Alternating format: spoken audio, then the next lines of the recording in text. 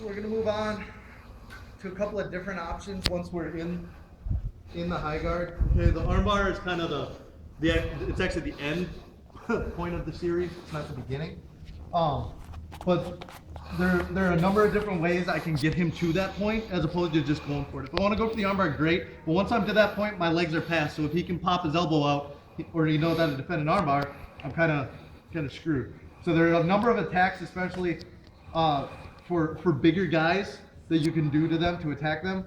Once you get to that position, it's a great hold position. Actually, Bruce, let me use you since you're bigger anyway.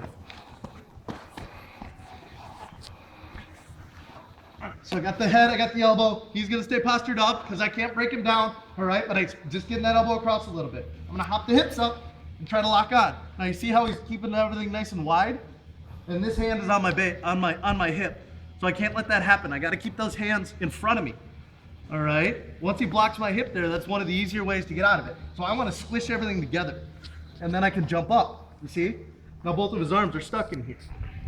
As opposed to when his elbows are apart and his hands are down, he can get his shoulders out. So I need those arms in front of me. All right. So our first one was just step over to the armbar. But once I get to this point, I can't just, if I just try to step over to his head, he's just gonna pull out. He's bigger and stronger than me. All right. So I gotta kind of try and confuse him and do some stuff. All right. I don't have to, but I like to because I'm already in a good control position. All right. First one, as I'm breaking him down, I'm gonna grab this hand that I was gonna attack. I'm gonna hold his hand just like my girlfriend. All right, we're going for a nice walk down the beach. All right, and I'm gonna take his thumb and put it on the ground as I put my knees on the ground on the other side and attack that shoulder. All right, so I'm pulling this. See how he wants to go that way? So I gotta move my legs to the other direction. All right. So this one's more of a shoulder lock as opposed to an armbar. You okay? Oh yeah, we're good. Holding that head, I'm pushing him one way, I'm pulling the other way. All right. Now, if he's nice and postured up, my first one, the easiest one, is I'm just gonna armbar him right here. Tap. You gotta have done that before. Okay? I don't even have to pop that head over. I'm just gonna extend. Tap. And if this arm's in the way, great. If it's not in the way, fine, even better. More space. Okay? But he wants to try to bend that arm. All right? He knows what I'm doing. So he's gonna bend it. That's when I'm gonna pull it across. Tap. All right?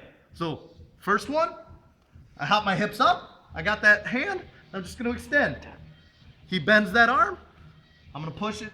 I can use two hands if I need to. Ideally, I wanna use one, okay? But if he's gonna use two hands, I need to. Tap. Two.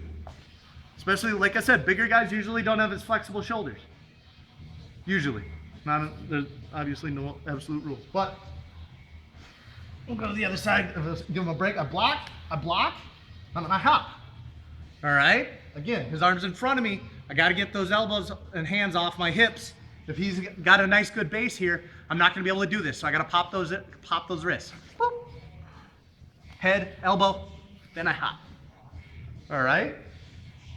Number one, extend. He bends it, switch the angle, two. All right, I'm not going to do it because you got a bad shoulder, but I'm grabbing the meat of his hand, not just holding it here. I want to actually hook on the meat of that hand. It's nice and tight to him, and I pull. I don't want it extended. Again, more flexible. I want to keep it nice and tight. Hand one direction, legs the other. Questions? You got two different shoulder arm attacks without moving your legs. Questions? Good. 1, 2, 3.